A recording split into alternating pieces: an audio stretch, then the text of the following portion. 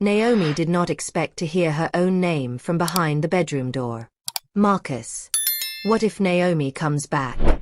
It was the maid's voice. Soft. Nervous. Whispering. Naomi froze in the hallway. The shopping bag slipped from her fingers and hit the tiled floor with a dull thud.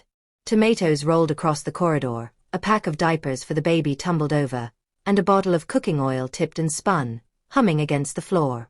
She had only come home early because the client meeting in town was cancelled.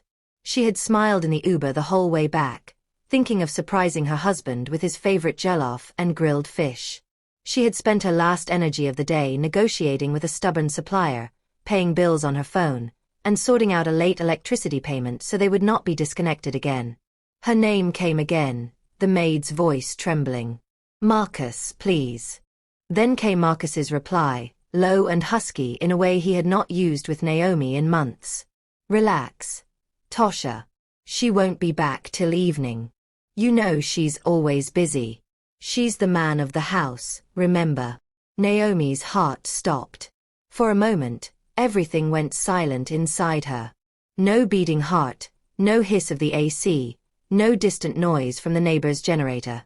Only the harsh ring of that sentence. She's the man of the house. Her hand reached slowly for the door handle, but she did not push yet.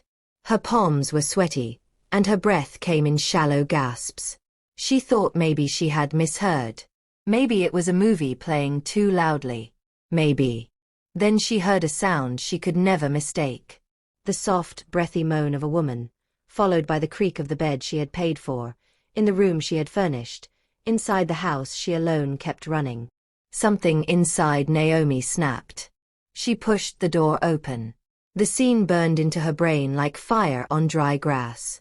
Marcus, her husband of 5 years, tall, dark-skinned, with his hair cut in a neat fade, was half naked on their bed. Tasha, the slim, brown-skinned maid she had taken in just 6 months earlier, was beneath him, her bra on the floor, her wrapper tangled around her waist. Their bodies froze at the same time, like a paused movie. For a long second, no one spoke. Marcus's eyes widened, his mouth open. Tasha gasped and tried to pull the wrapper over herself, scrambling away from him. Naomi, Marcus stammered. Naomi did not scream. She did not throw anything. She did not rush at them like the dramatic scenes in Nollywood films. Her silence was worse. She stepped into the room slowly, her heels clicking against the tiles. Her calm frightened them more than any shouting could. She looked at Marcus first. At the man she had married in a small but beautiful ceremony, the man she had believed was her partner.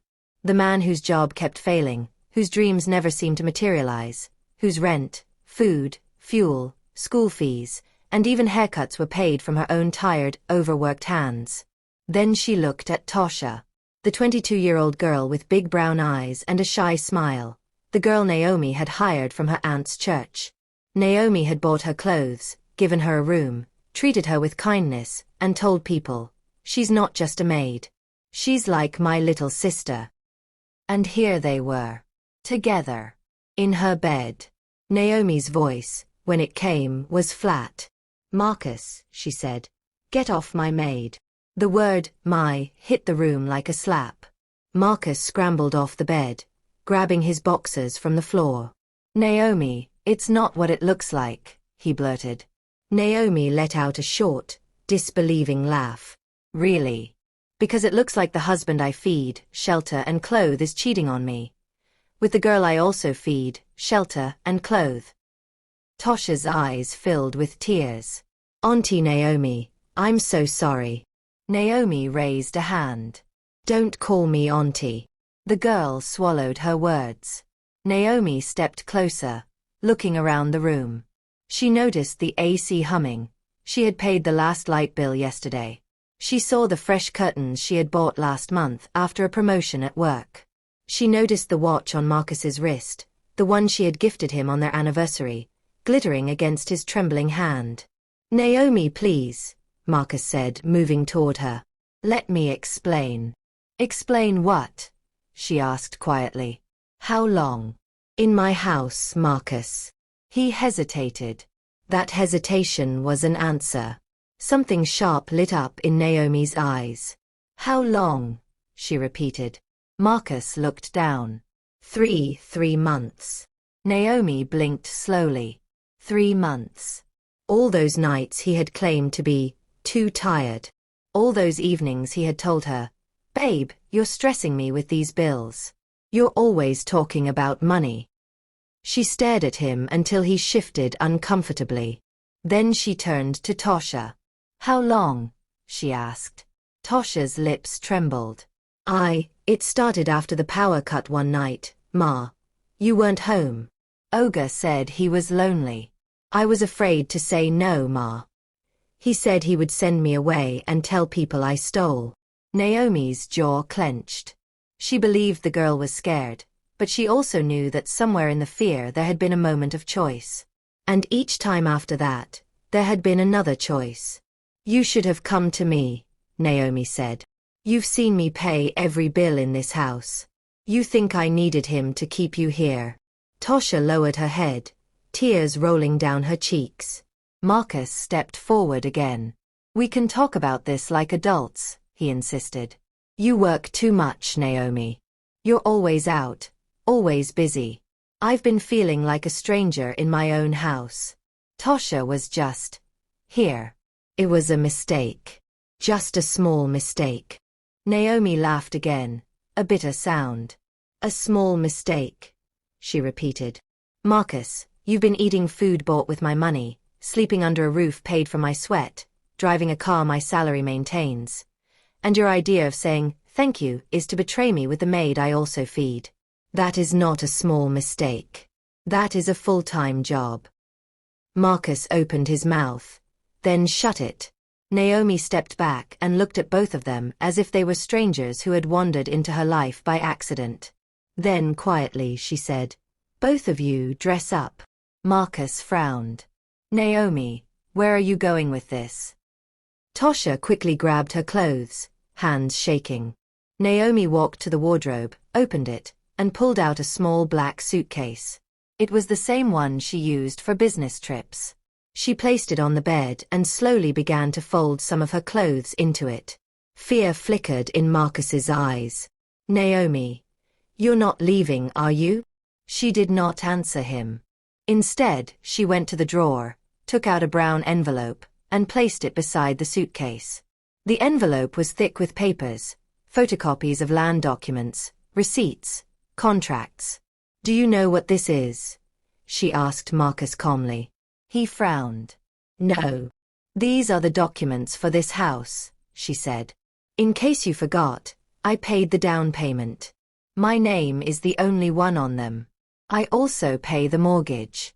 I pay the light bill, the water, the internet, the school fees, the groceries, and even your data subscription." Marcus's face went pale. Naomi zipped the suitcase shut and looked him straight in the eyes. "You have been behaving like a king in a kingdom you don't own," she said softly. "And now, you've brought shame into it," Tasha whispered. "Ma, please, I don't have anywhere to go." Naomi turned to her, and for the first time since she walked in, there was a flicker of something like pity in her face. "You will not sleep in this house tonight," Naomi said. "But I won't throw you on the street like trash. I'm not like him." She jerked her chin toward Marcus.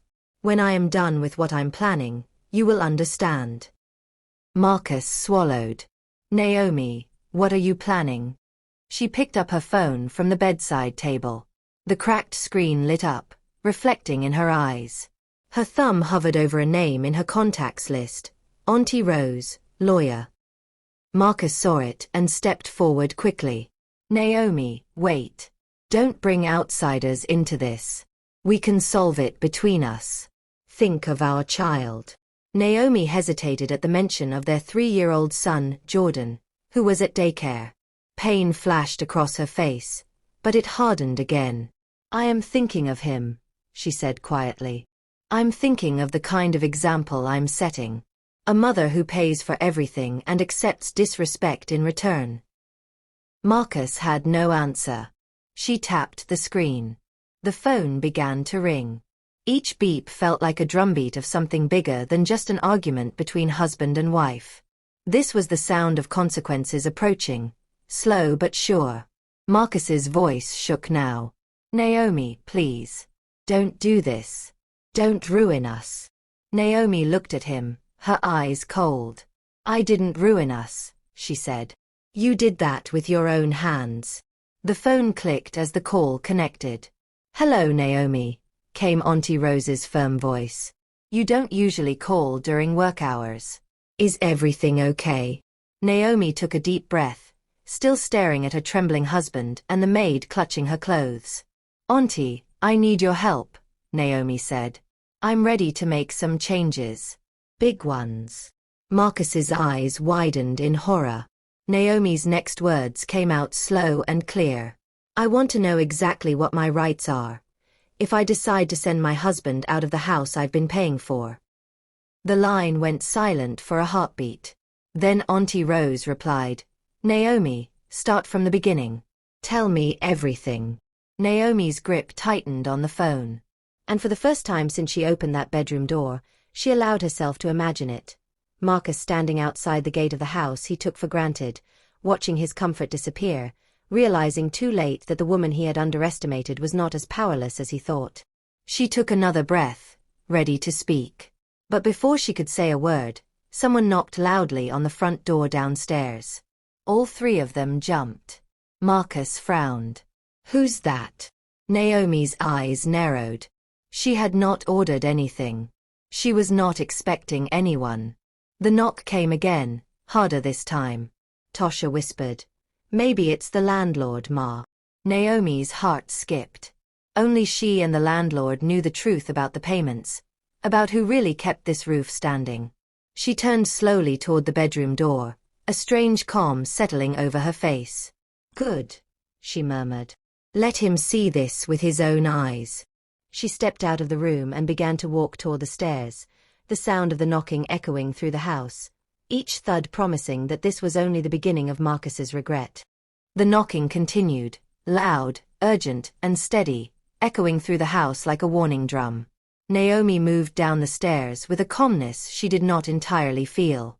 Every step she took seemed to strip another layer of fear away, leaving only a quiet resolve behind.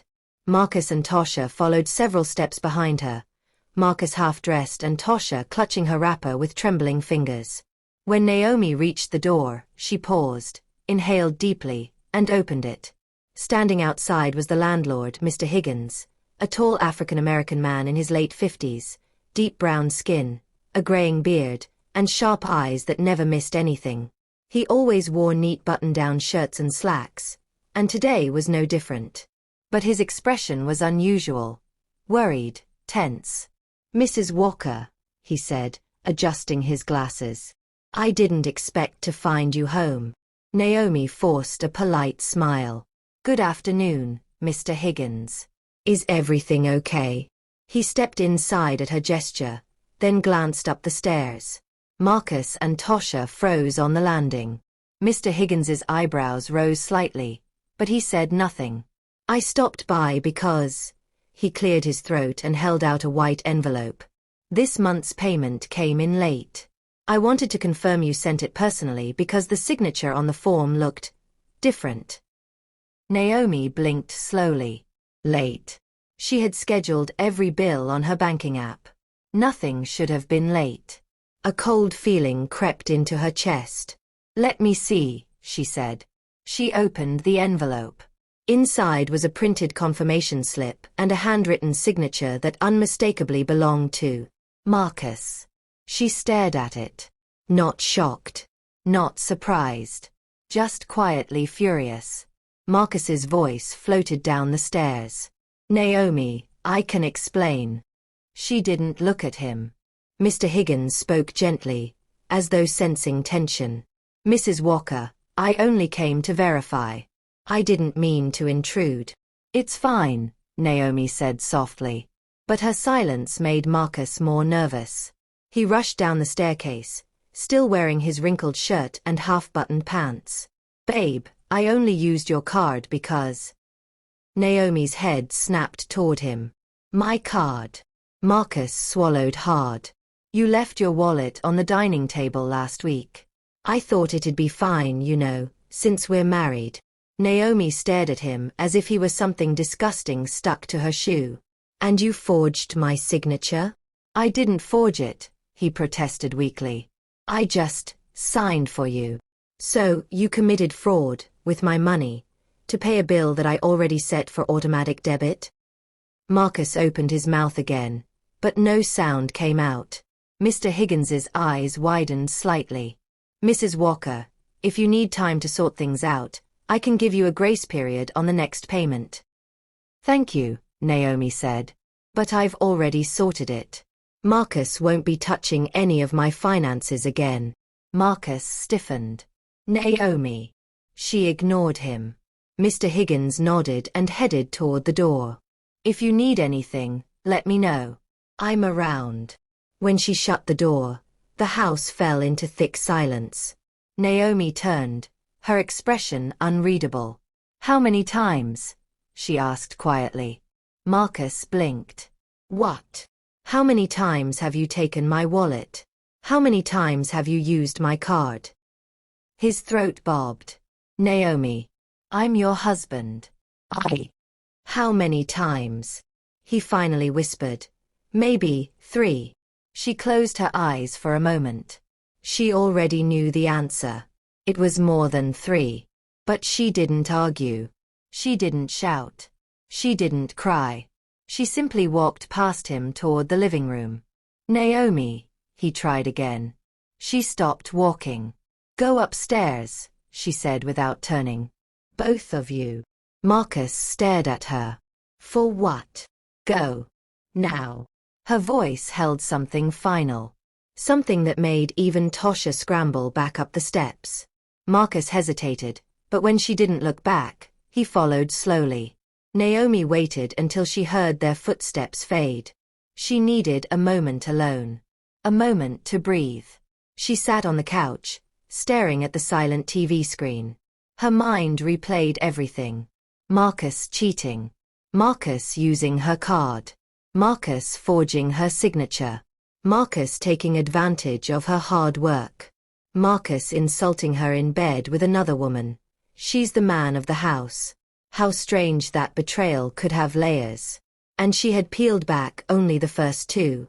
She leaned back and whispered to herself. Enough. She picked up her phone again. Not to call the lawyer this time, but to scroll through her gallery.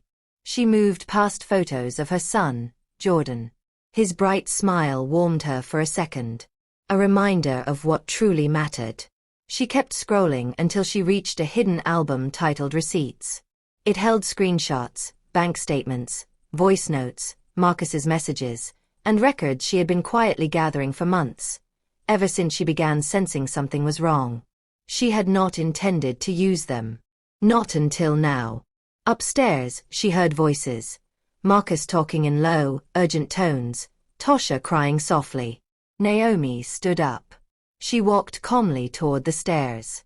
But halfway up, she heard something that made her pause. Marcus, whispering angrily. Why were you moaning so loud? If she heard us earlier, she could have called the police or something. You don't know Naomi. That woman can destroy someone if she wants. Tasha sniffed. I'm sorry, sir.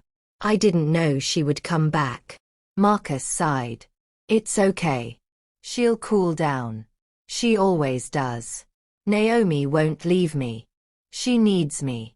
Without me, who will take care of the boy when she's working? She'll forgive me once she calms down. Naomi's blood went cold. She needed him. She would forgive him. He still thought she was powerless. Still thought her silence meant weakness. She took another breath and climbed the rest of the stairs. She entered the bedroom doorway without announcing herself. Both Marcus and Tasha froze. Naomi held her phone in her hand, screen glowing. I want both of you to listen, she said quietly. She tapped the screen. A voice note played, Marcus's voice, recorded weeks ago when he thought she was asleep. I told Chris, as long as Naomi is busy working, I don't have to stress. She pays the bills. I just need to manage her small mood swings. Women like her, independent women, always want to feel needed. So I give her small affection, small compliments. That's enough to keep her going. Marcus's face drained of color. Naomi lifted her eyes to meet his. I stayed quiet, she said softly. I kept receipts. I watched. I hoped you would change.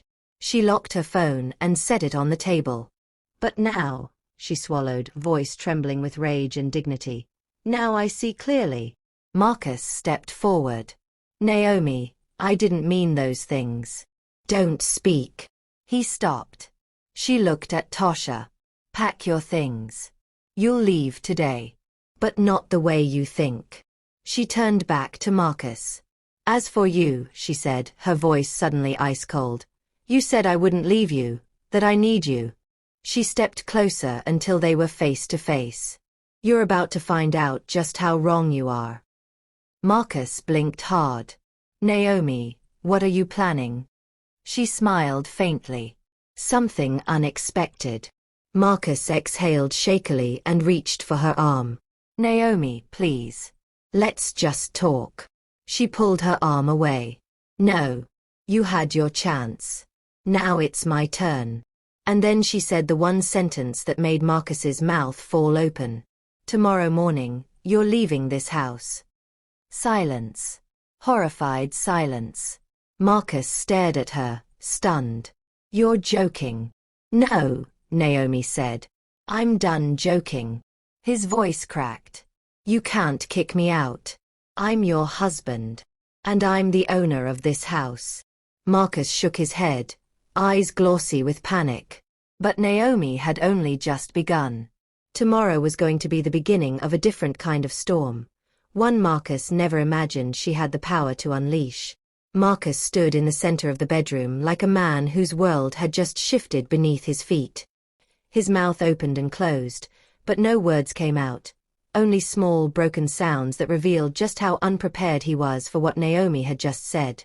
Naomi, be reasonable, he finally managed, voice shaking. Where do you expect me to go? Naomi walked to the wardrobe and began opening drawers with calm precision, pulling out a few documents and placing them neatly on the bed. She didn't look at him when she answered. That isn't my problem anymore. Marcus blinked, stunned. But I'm your husband. She paused and turned slowly, leveling her eyes at him. And a husband protects the home, not brings shame into it. A husband respects his wife, not cheats with the maid she feeds. A husband supports his family, not steals and lies. She stepped closer. You stopped being a husband long before today.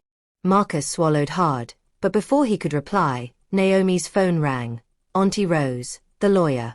Naomi answered, her voice steady. Yes, Auntie, I'm alone now. Marcus moved sharply. Naomi, don't. She raised a finger, silencing him as though he were a child. Yes, Auntie. I want to know the legal process for removing someone from my property, Naomi said calmly. And no, he's not on the documents. It's just me. She listened, nodding slowly. All right. Come by tomorrow morning. I'll be ready. Marcus felt his knees weaken. Naomi, please. She ended the call. Silence filled the room again. Naomi finally sat down on the bed. Her hands were clasped together, not shaking anymore. Her voice, when she spoke, was not loud, but it carried the weight of someone who had finally reached her limit. Marcus, when did you start seeing me as a wallet instead of a partner? Marcus flinched. I never. Yes, you did. Her voice rose slightly for the first time. You didn't just cheat with Tasha. You cheated with my kindness, my trust, my effort, my sacrifice. Marcus rubbed a hand over his face. I messed up, okay? I messed up badly. But don't let this one thing destroy everything we built. Naomi let out a short, cold laugh. One thing. She shook her head. This isn't one thing, Marcus. This is years. Years of me paying for everything while you keep telling people you're the man of the house. He opened his mouth, but she continued. Years of me waking up at 5 a.m. to cook, dress Jordan, and rush to work while you slept in. Years of me paying rent, school fees, hospital bills, groceries, even money for your barber cuts. Years of you pretending you were trying, but never actually doing the work. Years of you calling my independence a threat instead of a blessing. Marcus lowered his gaze, shame finally creeping into his eyes. Naomi's voice grew softer, sadder. And even after everything, I still stayed. I stayed because I believed in you. I stayed because I didn't want my son to grow up without his father. I stayed because I kept hoping you would wake up and try. She shook her head. But this. She pointed at the bed. This ended everything. For a moment, the room was silent except for Tasha's quiet crying in the corner. Marcus tried again, voice weak. Naomi, where will I go? What about Jordan? You can't just throw me away. Naomi's expression softened for the first time. Not with love. Never that again, but with clarity. I'm not throwing you away, she said. I'm giving you a consequence. Marcus looked confused. What does that mean? It means, she said slowly, you're leaving this house tomorrow. But I'm not denying you access to your son. We will figure that part out with the lawyer. Marcus stared, speechless. Naomi took a deep breath and continued. As for Tasha. The maid looked up, eyes red. You'll leave too, Naomi said. But I'll make sure you get somewhere safe. You made a terrible choice, yes. But I also know the kind of pressure men like Marcus can create. She shot him a sharp glare. And I won't put you in danger. Tasha sobbed harder. Thank you, Ma. I'm so sorry, Ma. Naomi did not respond. She walked to her dressing table, opened a drawer, and pulled out a small silver key. Marcus frowned. What's that? Naomi placed it on the table with a soft click. The control you thought you had, she said. Over me. Over this house. Over my compassion. Marcus shook his head desperately. Naomi, we can fix this. Please. Don't tear this family apart. She looked at him long and hard. You tore it the minute you decided to betray the woman who kept you afloat. Marcus's shoulders sagged. For the first time, he truly looked defeated. Naomi stepped past him and headed toward the door. Where are you going? He asked quietly. To get Jordan, she said. And tomorrow morning, we start the process. Before she left the room, she glanced back at both of them. Tonight, the two of you sleep in the guest room. Marcus blinked. Both of us. Yes, she said. Both of you. I want this room clean for my son. And for my peace. With that, she walked out. The house was silent that night. Marcus lay awake beside Tasha in the guest room. Not touching, not talking, both drowning in their own fear. Naomi sat on Jordan's bed, gently stroking his hair as he slept. She watched the small rise and fall of his chest and whispered, I will not let you grow up seeing a weak mother. I will not let you believe disrespect is normal. I'll build a better life for us. One with dignity. She kissed his forehead and stood up. Down the hallway, she passed the guest room door. Inside, Marcus's voice whispered to Tasha. She won't go through with it. She always cools down. Naomi's strong, but she's emotional. She'll forgive me. Naomi closed her eyes. He still didn't get it. But he would. He would understand tomorrow. He would understand when he realized that Naomi had finally chosen herself. Because this time, she wasn't bluffing. She was done. At exactly 6 a.m. the next morning, she would show him what it truly meant to regret underestimating a woman who had been holding the entire household together with her bare hands. Before the story continues, don't forget to like, subscribe, and share so more people can join this powerful story. The next morning arrived with a strange calmness hanging over the Walker house. a calmness so heavy it felt like the air itself was holding its breath. Naomi woke before her alarm. She didn't rush. She didn't panic. She simply sat up, stretched her back slowly, and looked around the room as though seeing it for the first time. Sunlight filtered through the curtains, laying soft stripes across the floorboards. The same curtains she bought. The same floorboards she paid to have repaired when water from the bathroom flooded into the hallway last year. She stood up. Today was the day everything changed. She dressed in a simple navy blue blouse and black trousers, clothes that made her feel steady, firm, controlled. She tied her hair back neatly and stepped out of her room. From the guest room down the hall, she heard whispers. Worried whispers. Marcus and Tasha. Good. Let them worry. She walked past without a glance and headed downstairs to the kitchen.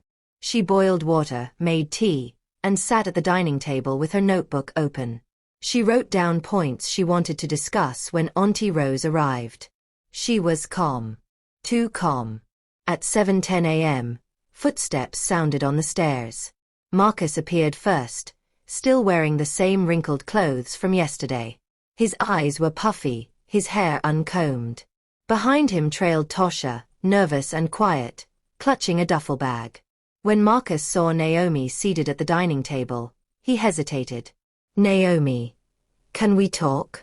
Her tone didn't change as she replied. Sit. Marcus obeyed, pulling out a chair across from her. Tasha remained standing near the wall like a guilty shadow. Naomi closed her notebook and looked directly at Marcus. Auntie Rose will be here soon. Marcus rubbed his palms together anxiously. Naomi, do you really need to involve a lawyer? Can't we settle it privately? No, she said. Not this time. He exhaled shakily. I made a mistake. You made many, she corrected. One mistake can be forgiven. Repeated patterns, betrayal, financial fraud, disrespect. Those require consequences. Marcus's face tightened. I didn't commit fraud. You forged my signature. He swallowed. She leaned back in her chair. Marcus, tell me something. Why did you think I wouldn't find out about you and Tasha? Marcus breathed out slowly. Because I thought you trusted me. No, Naomi said. You thought I was too busy to notice. He had no reply. Naomi continued. You used the fact that I work long hours as an excuse. Instead of appreciating my effort, you punished me for it. That's not fair. Life isn't fair, she said bluntly. Ask me how fair it felt paying all the bills while you were entertaining yourself with the maid. Marcus looked down, shame settling deeper on his shoulders. Naomi turned her gaze to Tasha. And you? How long were you going to continue with this? Tasha kept her head lowered. Ma, I didn't know how to stop it. I was scared. Naomi's expression didn't soften. You had choices. You made the wrong ones. Tasha's voice cracked. I'm really sorry, Ma. Naomi nodded once. You'll leave today. But I've arranged a place for you. Marcus's head jerked up. You what? Naomi ignored him. You will go to a women's support center. They have housing for girls who need a fresh start. They will take care of you, but you must rebuild your life from zero. Tasha burst into tears again. But this time, Naomi saw gratitude mixed with guilt. Then came a knock at the door. 3 firm knocks. Not hurried like yesterday. Calm. Professional. Naomi stood. She's here. Marcus looked like someone had just tied a rope around his chest. Naomi opened the door. Auntie Rose walked in, a tall Nigerian woman in her early 40s with a sharp bob haircut, gold-rimmed glasses, and a briefcase. She moved with purpose, her heels tapping confidently against the tiles. Good morning, Naomi, she said warmly. Then her gaze slid to Marcus. Mr. Walker. Marcus swallowed hard. Ma'am. Auntie Rose surveyed the room, and Naomi could tell she understood everything without needing long explanations. She had seen this before, too many times. "Shall we sit?" she asked. They gathered in the living room. Naomi next to her lawyer. Marcus opposite them. Tasha standing in the corner like a statue. Auntie Rose opened her folder. "Naomi has informed me of the situation. I came prepared." Marcus wet his lips nervously. "Ma'am, with due respect, I don't want a divorce." "That's good," Auntie Rose replied in a cool, practiced tone. "Because Naomi didn't call me for divorce proceedings." Marcus blinked, confused relief flickering in his eyes. Auntie Rose continued, "She called me for property enforcement." Marcus froze. Naomi didn't look at him. Her eyes were fixed ahead. Auntie Rose placed a set of documents on the table. "This house is in Naomi's name alone. She made all the payments, with proof. Legally, she has every right to ask you to vacate immediately." Marcus opened his mouth, then closed it. "But," Auntie Rose continued, "Naomi has decided to give you 1 week." Naomi finally turned to him. 7 days. Marcus. "Not 1 day more." Marcus stared at her in disbelief. 7 days? "Naomi, that's too soon." "That's generous," Auntie Rose cut in. "Legally, she could ask you to leave today." Marcus's breathing grew rapid, panicked. "Where will I go? What will I do?" Naomi responded quietly. "You should have thought about that before betraying your marriage." Auntie Rose slid another page toward him. "The terms are simple. You pack your things, leave within 7 days, and Naomi will allow you visitation rights with Jordan through a structured schedule."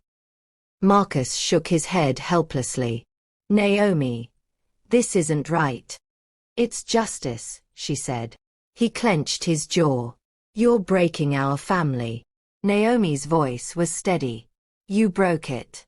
I'm just cleaning the pieces." Tasha sniffed loudly. Auntie Rose shifted her gaze to the maid. "And for you, young woman, Naomi has arranged temporary housing. It's more than most people in her shoes would do. Be grateful and don't waste the opportunity." Tasha nodded, sobbing. Marcus leaned forward suddenly, desperation cracking his voice. "Naomi, please. Don't throw me out like trash. I made mistakes, but I can change." Naomi stood up. The room fell silent. She looked down at Marcus, the man she once loved, the father of her child, the person she had carried financially like another dependent child. "Marcus, I need you to understand something." He looked up with hopeful, broken eyes. "I didn't fall out of love yesterday. I didn't break today. I've been breaking little by little for years." Marcus's lips trembled.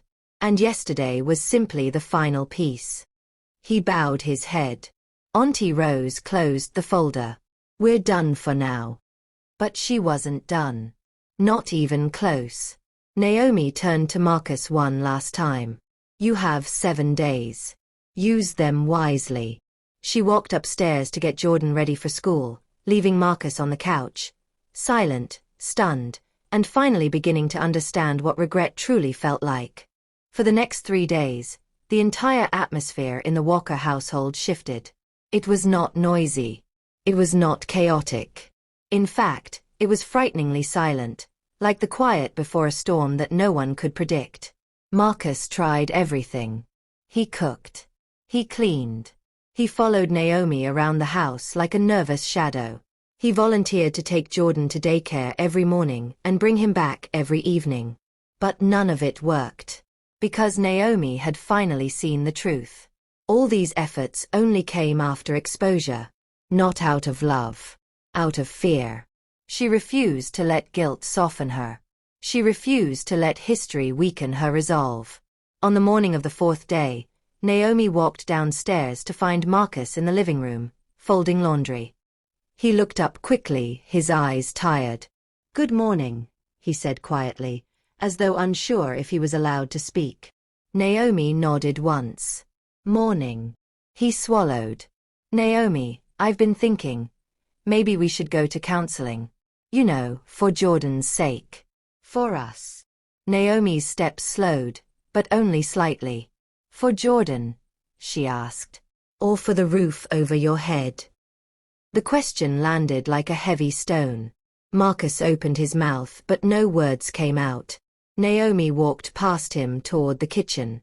Jordan was already at the table, swinging his little legs happily. Mommy. Look, Daddy made pancakes. Naomi smiled gently. That's nice, sweetheart. Marcus watched her carefully, eyes pleading. But she didn't look at him again. After breakfast, she took Jordan to daycare herself, deciding she needed a quiet ride to think. On her way back, she stopped by a small hardware shop and bought a brand new digital lock for her bedroom door. She also purchased new keys for the front door and arranged for a locksmith to change the locks before the week ended. Marcus noticed none of this. But he would. Soon. Later that evening, as Naomi returned from work, she found Tasha waiting by the gate with her small bag. The support center car had just arrived to pick her up. The young maid approached Naomi slowly, wiping tears with the back of her hand. Ma, before I go, I want to thank you. You didn't have to help me. Naomi looked at her steadily. You're young. You still have time to shape your life. Don't let anyone use you again. Tasha nodded rapidly, guilt overwhelming her. I'm so sorry for everything. Naomi said nothing else. But she gave a slight nod, a sign of closure. As the car drove away, Marcus appeared behind her. Why didn't you tell me she was leaving today? He asked. Naomi turned toward him. Why should I tell you anything? Your decisions made today happen. His shoulders slumped. I know I'm wrong, Naomi. I know I messed up more than I realized. But do you really need to kick me out? Can't we start fresh? Naomi stared at him silently for a long moment. Then she spoke softly. Marcus. It wasn't the cheating alone. It was everything combined. Every disrespect. Every lie. Every expectation that I would carry the entire weight while you relaxed. He stepped closer, voice shaking. I wasn't trying to relax. I was depressed. I didn't know how to be enough for you. Naomi's expression flickered, one heartbeat of pity, but she quickly pushed it away. Being depressed doesn't give someone permission to betray their partner, she said. You owed me honesty, not secrecy. He looked down, ashamed. Naomi walked away, heading inside. Marcus followed. Let me at least stay until I find a job, he begged. Please. I'm trying to change. Naomi stopped in front of the stairs and turned around. Marcus, if I let you stay longer, you will never leave. You will stay comfortable. You will assume I've forgiven you. And everything will repeat itself. I won't fall into that cycle again. His eyes filled with moisture. Naomi. I love you. She looked at him with a sad, tired expression. If you loved me, you would have acted like it. Not just said it. Marcus's voice broke. I can't lose my family. Naomi took a slow breath. You didn't lose us today, she said gently. You lost us the day you decided your temporary desires mattered more than our marriage. Her voice didn't shake. Not once. Marcus cried silently, shoulders trembling. Naomi didn't comfort him. She turned and climbed the rest of the stairs. When she reached her bedroom, she shut the door and locked it with the new digital system. She heard Marcus's soft, broken voice outside. Naomi, please let me in. She sat on the bed, closed her eyes, and stayed silent. She owed herself peace, not his feelings. Day 5 passed in strained quietness. Day 6 arrived, and Marcus packed slowly, hoping, secretly praying, that Naomi would change her mind at the last minute. But she never wavered. That night, Naomi tucked Jordan into bed and whispered, Everything will be okay. Mommy is strong. And I will keep you safe. Downstairs, Marcus stared at 2 half-packed bags on the couch. His eyes were red, his spirit completely drained. When Naomi walked into the living room, He stood up instantly. Naomi, tomorrow is the 7th day. Do you really want me to leave? She met his gaze without blinking. Yes. His face fell. What if I have nowhere to go? You'll figure it out. Marcus took a shaky step forward. Please, don't do this to me. To us. Naomi inhaled.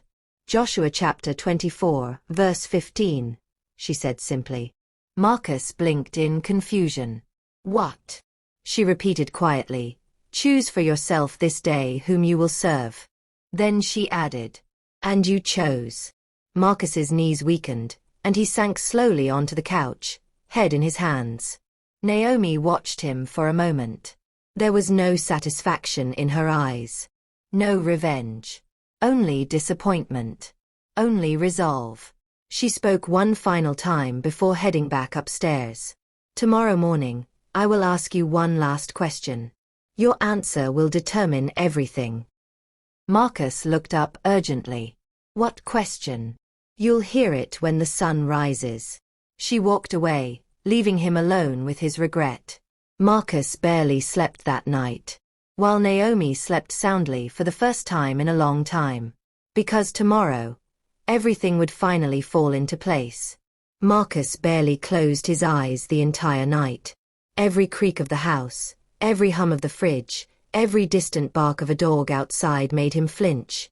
He sat on the living room couch, staring at the 2 packed bags beside him, his heart beating slow, heavy and painful. By 5:45 a.m., he was already showered, dressed, and sitting upright, waiting. Waiting for Naomi. Waiting for the question she promised would determine his fate. Upstairs, Naomi moved with steady hands as she dressed Jordan in his tiny green t-shirt and jeans. The boy hummed a little cartoon song while she buttoned his shirt, completely unaware of the storm around him. When she carried him downstairs, Marcus jumped to his feet immediately. Good morning, he said, trying not to sound desperate. Naomi nodded. Morning. She placed Jordan in his high chair and set a bowl of cereal in front of him. Then she sat across from Marcus at the dining table. Her face was calm, collected, unreadable. Marcus, she began, I told you that I would ask one question this morning, and your answer will determine how everything ends. Marcus swallowed hard. Yes. I'm ready. Naomi rested her elbows on the table, fingers interlaced, and fixed her eyes on him. Here is the question, she said. Her voice was low, controlled, final. Marcus, do you believe you deserve to stay in this house more than I deserve peace? The question hit him like a slap. He stared at her, stunned. His breath quickened. His eyes watered instantly. His lips trembled. He wanted to argue automatically, to defend himself, to say yes, to claim he was still the head of the family, the man of the house. But for the first time in years, Marcus truly saw himself. He saw his failures, his excuses, his selfishness, his betrayal, the weight of Naomi's years of sacrifice, the nights she spent crying quietly after he had fallen asleep, the moments she carried burdens he should have shared, the humiliation he caused her with Tasha, the disrespect in every forged signature and stolen card usage, the guilt he buried under pride. And he broke. Completely. No, he whispered softly. His voice cracked. No, Naomi. I don't deserve that. I don't deserve to stay more than you deserve peace. Naomi nodded once, a slow, accepting nod. In that moment, she knew he had finally understood. He bowed his head. Tears slid down his cheeks silently. I'm sorry, he murmured. I am so sorry. Not because you caught me, but because I finally see what I've done to you. You carried me. You carried everything. And I treated you like you had no value. His hands shook as he wiped his face. You're right, he whispered. I don't deserve this house. I don't deserve you. But please, let me at least be a father to Jordan. Naomi's face softened at the mention of their son. You will be, she said. You're his father. That won't change. Relief poured from him like a sigh. But Marcus, she continued, her voice firm again, you will not be my husband anymore. He nodded slowly, painfully. I understand. Naomi stood. Your week ends today. You must go. Marcus rose to his feet. Can I at least say goodbye to Jordan? She nodded. He walked to the high chair and knelt beside his son. Hey, buddy. His voice broke as he gently touched the boy's curls. Daddy loves you so much, okay? I'm still going to see you. Daddy he needs to fix things. Jordan blinked innocently and smiled. Daddy come back later? Marcus's heart cracked open. Yes, he said, choking on the word.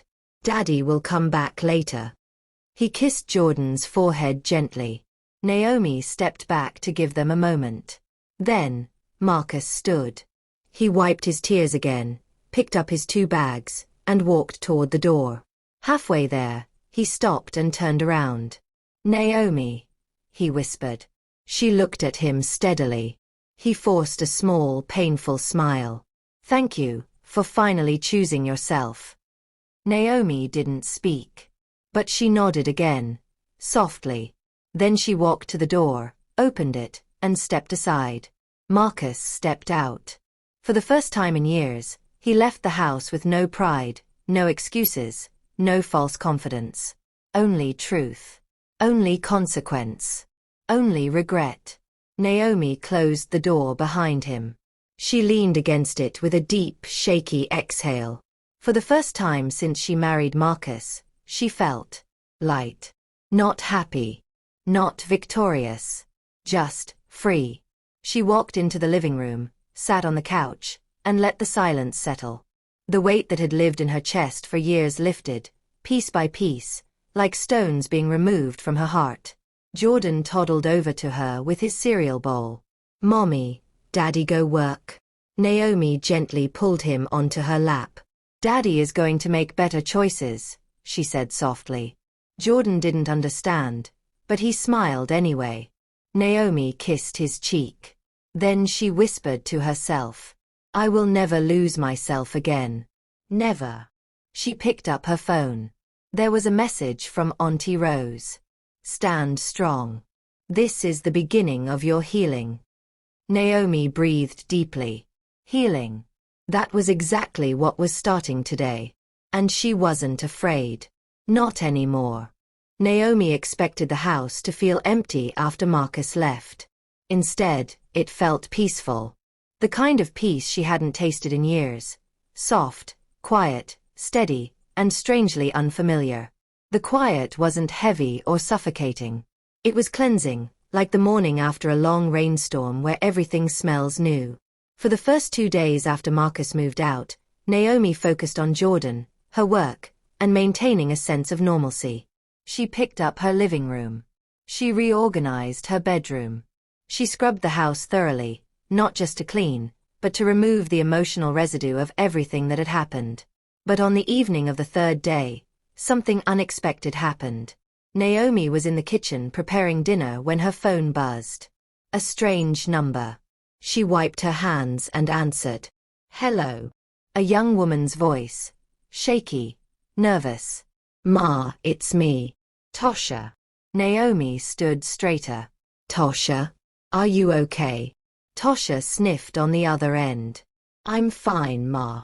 I just wanted to say thank you again. The support center. They're helping me. They gave me a small room and I'm learning tailoring. I'm sorry for calling. I heard the coordinator say I can reach out if I ever need guidance.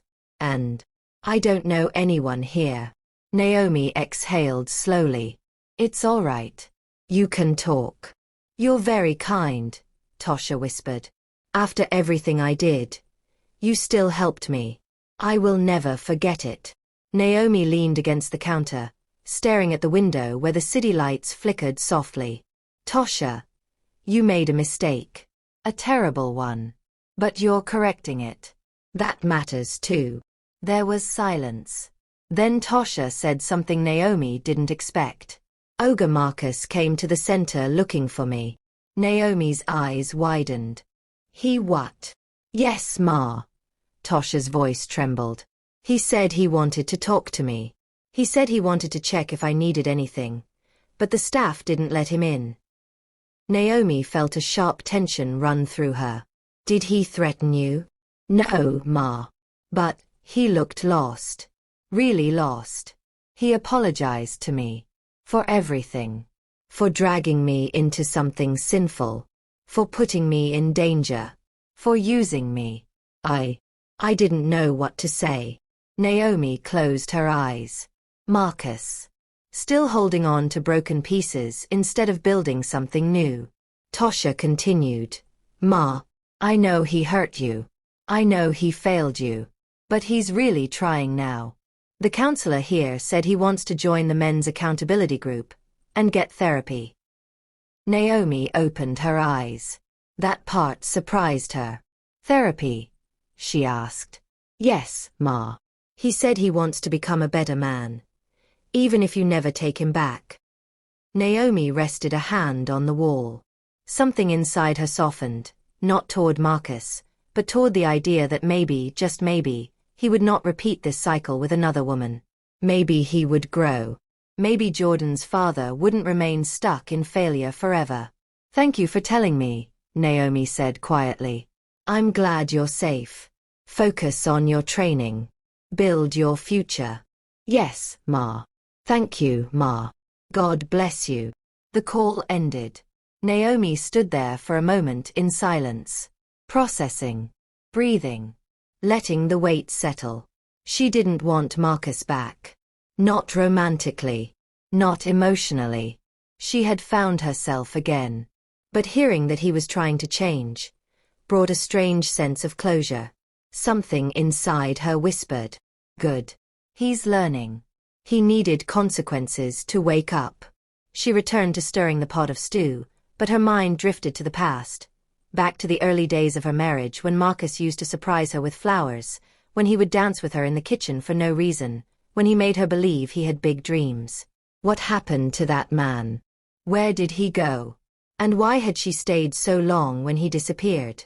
She stirred harder, letting the heat of the food calm her. Right then, there was a knock on her door. A calm, firm knock. She froze. Then she wiped her hands and walked toward the living room. When she opened the door, she did not expect the person standing outside. Marcus. Not angry. Not desperate. Not crying. Just calm. He stood there dressed neatly, holding a small envelope. Naomi, he said gently. I'm not here to beg. I needed to give you this. She hesitated but stepped aside. He entered slowly, respectfully. Naomi folded her arms. What is it? He held out the envelope. It's the job offer letter. I finally got into that maintenance training program I told you about months ago. I start next Monday. Naomi blinked. She remembered him mentioning it once in the past, but he had never followed through. Congratulations, she said sincerely. He nodded. I also started therapy. I'm trying to face myself, not hide behind excuses. She nodded once.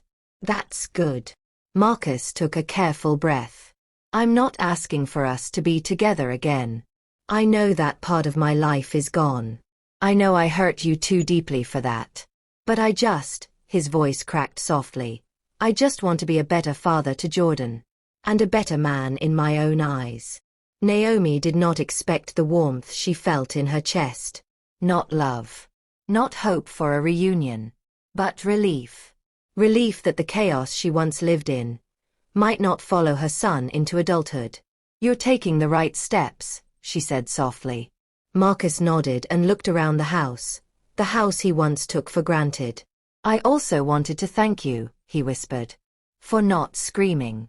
For not destroying me. You handled this with grace I didn't deserve. Naomi swallowed. He continued. You were always stronger than me. And I was too proud to admit it. But I see it now. For the first time in years, Marcus looked at her not with entitlement, but with respect. Naomi exhaled. Marcus, she said quietly, I don't hate you. I'm just done with the version of you that hurt me. He nodded slowly, absorbing her words. I understand. A soft silence settled. Finally, he straightened. I'll be going now. Before he reached the door, Naomi called softly, Marcus. He turned. Thank you for trying to change, she said. Emotion flashed briefly in his eyes. Then he nodded and stepped out. When Naomi closed the door behind him, she leaned against it and breathed deeply, not with pain, but with peace. Real peace. The kind that comes when a woman chooses herself. Fully. Completely. And without apology. As she walked back to the kitchen, Jordan's little voice echoed from the hallway. Mommy, Daddy happy now? Naomi smiled softly. Yes, baby, she said. Daddy is learning how to be happy. Jordan grinned and ran to hug her legs. Naomi lifted him into her arms, spun him gently, and whispered into his hair. And Mommy is happy too. The house felt lighter. The air felt freer. The future felt wide open. Naomi had walked through betrayal, pain, disappointment, and heartbreak. But she emerged with dignity, strength, and a future she finally controlled. And this time, she was walking forward without fear. Thank you for following Naomi's story to the very end. Before you go, tell us in the comments. What would you have done if you were in Naomi's shoes? And also, where are you watching from? If the story moved you, don't forget to like the video, subscribe, and share so more people can experience it too.